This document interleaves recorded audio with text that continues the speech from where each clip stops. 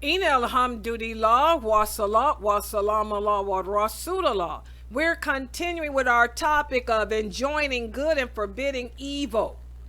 And we spoke about how when we're faced, oftentimes in life, we may find ourselves faced with a situation in which there's good and evil mixed together.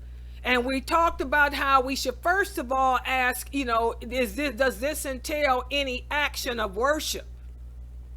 And if not, then we sit down and make a list of the pros, meaning the things that's lawful, and the cons, meaning the things that's unlawful, and see which one outweighs the other. If there's the good outweighs the evil, we can go ahead and participate. But if the evil outweighs the good, we don't deal with it. And if they're equal in proportion, we don't deal with it. And we also spoke about how when we're weighing the pros and cons, our love for good and our hate for evil must be as Allah's is. Okay, and this is what I'm gonna explain that today. Again, it's all about being in harmony with what Allah likes and with what Allah dislikes. To enjoin or forbid is based on what you like and what you dislike, and those things are not in harmony with what Allah likes. This puts you in a classification of being a follower of your own desires. And Allah mentions this in the Quran when he says, and the interpretation of the meaning, and who is more astray than the person who follows his own desires without any guidance from Allah. And unfortunately, guys, many of us as Muslims make this big mistake here. It's based on what we like instead of what Allah likes. Okay? Allah hates gatherings that don't entail remembrance of Allah. But we don't care. I like to hang out with people. I could care less if they're remembering Allah or not. Okay? Who is more astray than the one that follows his own desires without any guidance from Allah? So again, make sure that your likes and dislikes are in sync with what Allah likes and dislikes. Okay? In fact, when we talk about following your own desires, this is the loving and the loathing of the self. And remember, we talked about the self. The self is the human soul. And remember, the human soul is criminal by nature. That means the human soul is attracted to the things that are bad and dirty for it. Allah tells us that in the Quran.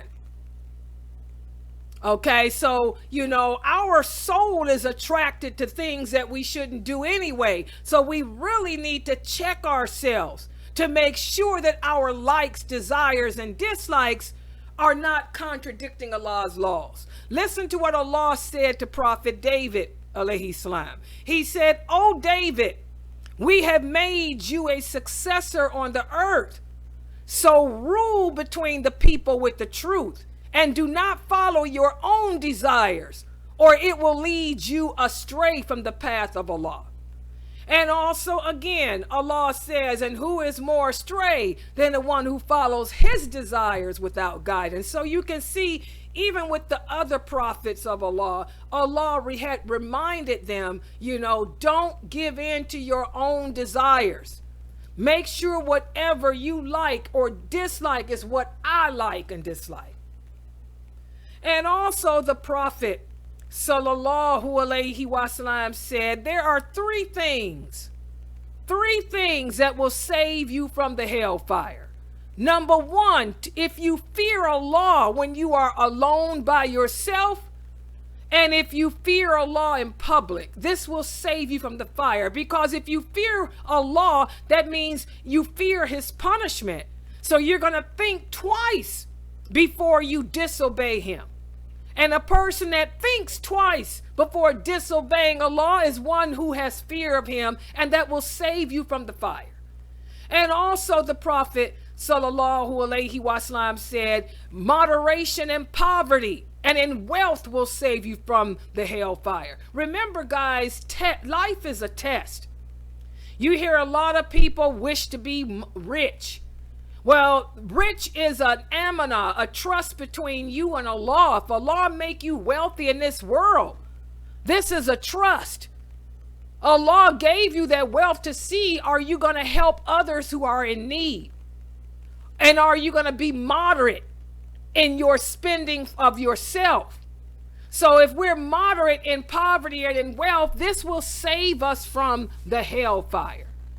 And also the Prophet sallallahu alaihi wasallam said, speaking the truth when you are angry and when you're not angry will also save you from the fire. Remember, there's another hadith where the Prophet sallallahu alaihi wasallam said the believer is a human being.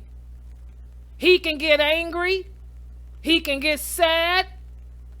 The believer can even fall victim to his soul sometimes. But what the believer will never do is lie. The true believer is honest at all times. The believer does not lie. They speak the truth even when they're angry, to the point that it may hurt you, but what they're saying is the truth. And even when they're not angry, they're still speaking the truth. A believer cannot lie. He can do any other sin, but he can't lie. Okay? To always speak the truth. And also the Prophet sallallahu alaihi wasallam said there are 3 things that'll lead to your destruction. Number 1, to be greedy, to give in to your desires. And also being vain, conceited, arrogant. And also he said the love and the hate of which we are speaking about, it brings certain taste and feelings and desires. So again, guys, we have to be careful as Muslims to make sure that the things that we are attracted to, that it's not an attraction to the evil because the soul wants it. We have to make sure that what we're attracted to and what we think is good and clean is what Allah says is good and clean. Does everybody understand that? So again, this is important when enjoining good and forbidding evil. A lot of people end up, causing more harm because they end up enjoining the good or forbidding the evil based on their desires, their likes, not Allah's. Okay? Listen to what Allah said about the people who came before us, because he said this is what happened to the Christians and Jews that came before us. He says in the interpretation of the meaning, and so if they do not answer your call, know that they only follow their own desires.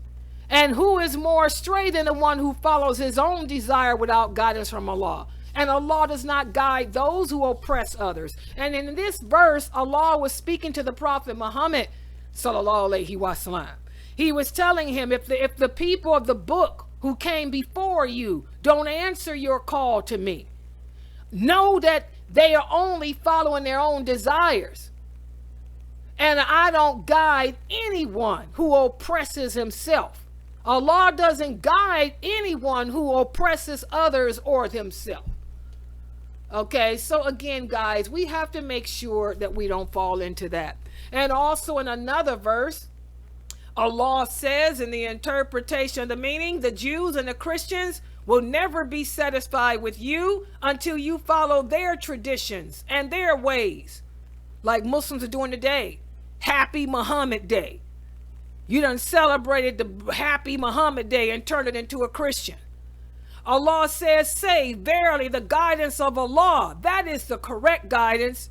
And if you follow their desires, even after knowledge has come to you, then you will not have a protector or a helper against Allah. And again, this applies to us today. You know that we ain't got no business putting up no Christmas trees and decorations celebrating no Muhammad Day. You know it's wrong, but you're doing it anyway. Okay, well, guess what? You will have no protector or helper against Allah. You see that? Because you done gave in to your desires. And also Allah says, And the interpretation of the meaning, Allah has explained for you that which you have been forbidden from, in all except cases of necessity. Verily, many go astray following their own desires and without knowledge. And verily, Allah is most knowledgeable of the violators. So here again, Allah is telling us that Allah has clearly defined to us what is haram, unless we're forced to do it. But even though Muslims today know the lawful and the unlawful, they still give in to their own desires, or they still fall into their desires without knowledge. And Allah knows who these peoples are. And also Allah says, in the interpretation of the meaning, say, O people of the book, do not introduce excesses into your religion, which are not of the truth. And do not follow the desires of a people who have gone astray already. They have led many astray and have themselves become lost. And again, he's talking to us. Don't do what the people that came before us did by introducing excesses into our religion that are not of the truth, like celebrating the prophet's birthday and death day and all this. Celebrating the prophet's night journey and all these things that the prophet and Allah did not sanction for us to do. And he's telling us, do not follow the desires of the people who Allah has already cursed. They've led many astray, and they're going to lead you astray too. But we're doing it. We're imitating the Christians and Jews in everything. And also, for those who fail to listen to what Allah says, for those who fail to put their desires in check, Allah says in the interpretation of the meaning, and if you follow their desires after knowledge has come to you, then you are one of the oppressors. So you're the same as them.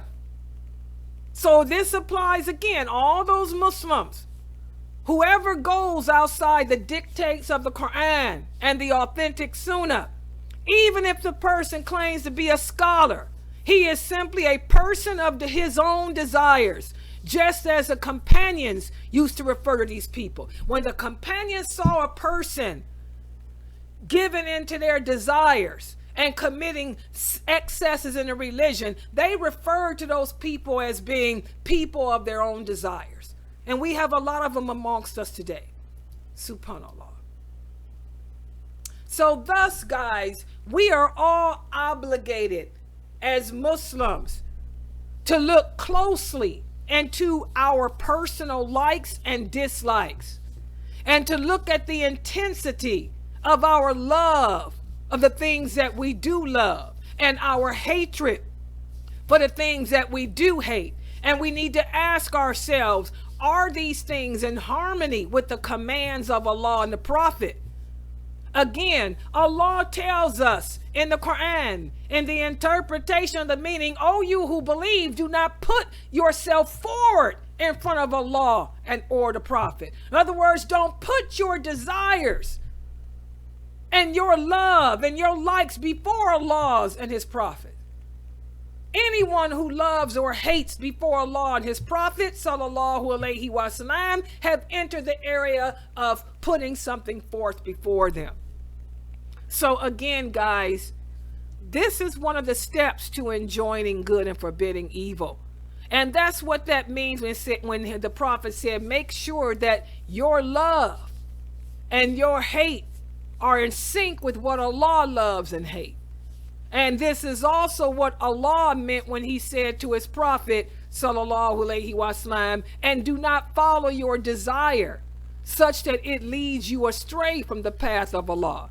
For those who go astray from the path of Allah, there awaits a terrible punishment. So I want y'all to remember that. So when you do use the pro and con list in determining how you should behave in a situation, you want to make sure, guys, that your personal likes and your personal dislikes are not putting you forward, putting you before Allah and His Prophet sallallahu alaihi wasallam. We have to weigh the situation based on Quran and Hadith. That is the criteria that we use. We have to first of all ask ourselves, does whatever the situation is entail any type of worship? Because if it entails any type of worship, we let it go. We have nothing to do with it. That's why we have nothing to do with Christmas. We have nothing to do with Easter. We have nothing to do with that. And then you weigh the lawful and the unlawful. That's why we have nothing to do with Valentine's Day. Why? Because we don't support fornication. We don't support adultery. We have nothing to do with that. Okay? That's why we don't support what's another one of those? Halloween. We have nothing to do with Shaitan and making him happy on a day. We had nothing to do with magic, witchcraft, none of that. Okay? All right. On that note, even though you may like it, you may like to trick or treat. You may like to dress up like a witch. You may like these things. You may like Christmas. You may like to slide down the chimney with your camel. Okay, with the long beard and the beanie cap on and say, Assalamu alaikum. Merry Muhammad Day. You may like that. But it's wrong. It's something that Allah doesn't like. Okay, so stay away from that. And on that note, we'll stop right here for today. Tomorrow, I'm going to give you a quiz to cover what we discussed today, and then we'll speak more about enjoining good and forbidding evil. Subhanakallahumma wa bihamdika ashhadu an la ilaha illa anta